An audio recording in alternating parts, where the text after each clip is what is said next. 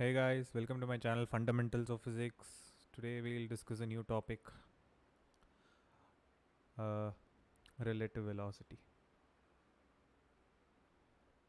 Relative velocity. So, what is relative velocity? What do you think relative velocity is? So, every question we generally solve in physics, they'll just be given a car is moving with a velocity with v.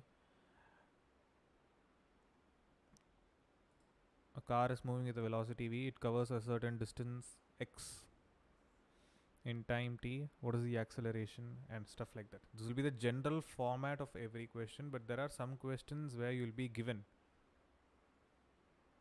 you're sitting in a car which is moving with the speed v1, car A, and another car B overtakes car A with the speed v2. For how long will the car a v2 overtake car A1? How long it will take to overtake? So this will be the question, and the lengths of the two cars x1 and x2 would be given. This could be one kind of a question. Or what is the velocity of car 2 with respect to car 1? This is another question which could be given. So these are different kinds of questions you can face, and the topic we're going to see today is the concept of relative velocity. So what is relative velocity? So every time I say the velocity of the car is v1, what is this v1? V1 is simply the velocity of car A with respect to the ground, right? Generally, ground has zero velocity. We just don't see the ground moving. At least we can say the earth is moving, but the ground to us is not moving. So the velocity of ground is generally taken to be zero. So velocity 1 is actually the velocity of car A with respect to the ground. And similarly, velocity 2 will be velocity of car B with respect to the ground. And generally, velocity is a vector quantity. So we have to put vectors. We have to take the sign into consideration. So velocity A with respect to ground is velocity A minus velocity ground.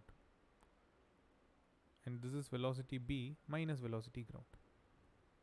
And since velocity of ground is 0, we can just cancel out and we get v1 vector is actually va vector. And v2 vector is vb vector. What does this mean? The velocity of car B is v2 and the velocity of car A is v1. Since velocity is vector, there is a vector sign coming up in the equation. Now, the question will change now. What is the velocity of car B with respect to A? So on applying similar logic, it is velocity of B minus velocity of A vectorially. Why this vector is very important? Because I'll tell in some time why this vector becomes very important in relative velocity. Since these two cars are moving in the same direction, you can directly subtract it. And VB is going to be V2 and VA is going to be V1. So velocity of car B with respect to A is V2 minus V1 simply. If the car A is moving with the speed v1 in this direction and car B is moving with the speed v2 in the opposite direction, then what will happen? Again, velocity of car B with respect to A is velocity of B minus velocity of A.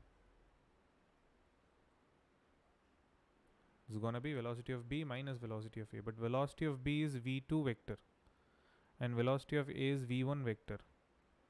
It is minus v1 vector. Why minus v1 vector? Because v2 is moving in this direction and v1 is moving in the opposite direction. So when you are taking vectors, you have to take that direction along with it, because vectors are quantities which have both magnitude and direction. So we have to take direction along with it. So velocity of B with respect to A is gonna be v2 plus v1. So what does that mean? Relative velocity, what does that mean? It means you are asked to sit in car A and tell about the motion of B. In the same case, you are asked to sit in car A and tell the motion of B. What does that mean? So you're going in car A and you see a car B overtaking you. With what speed the car will overtake you? For you, you are at rest. V1 is at rest. With respect to you, what speed car is moving only we'll consider. So obviously when the car is overtaking you, you looking from ground would be faster. The car would be moving faster because you are at rest. Actually at rest. But here you're in the car, within the car you are at rest, but the car is moving with the speed v1. So there'll be a lower velocity. You'll see the car overtaking you with a low velocity. But in this case, since it is moving in the opposite direction, it will go with a much higher speed. So velocity of B with respect to A is v1 plus v2 in this case. Every relative velocity is easy to solve if you consider the system as a whole. So let me give you the same examples.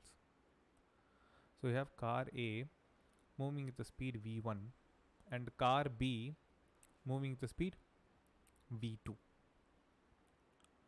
Since both are moving, every questions become difficult to solve. So what we do, we bring one of the cars to the rest. This is the whole system we take, and we are bringing one of the cars into rest. And since the question it says velocity of B with respect to A, so we'll bring A to rest. So how can we bring A to rest? We can apply for this whole system v1 in the opposite direction. For this whole system, we can apply v1 in the opposite direction. We can apply this in the opposite direction. So which means car A will have a v1 in the opposite direction and car B will also have v1 in the opposite direction. So which means now car A will have a net velocity 0 and the car B will have a velocity v2 minus v1. That is what we got from the above equation.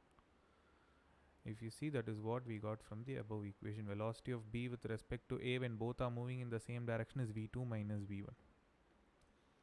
In the other case also, we take car A moving at the speed v1 and car B moving at the speed v2 in the opposite direction. What we do? We take the whole system. Since this is velocity of B with respect to A, it is velocity of B with respect to A. So with respect to A, we are bringing A at rest. So how can we bring A at rest? By applying for the whole system v1 in the opposite direction. How can we apply v1 in the opposite direction? We just apply and subtract.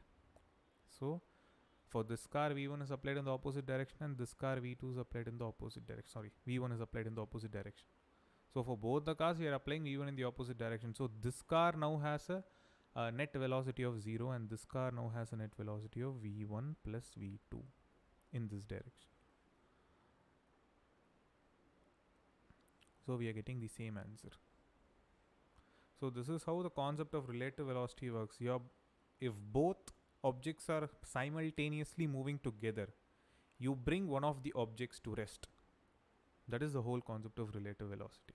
And with this you can solve problems. I'll be solving a few example problems in the next video, next live stream. Thank you.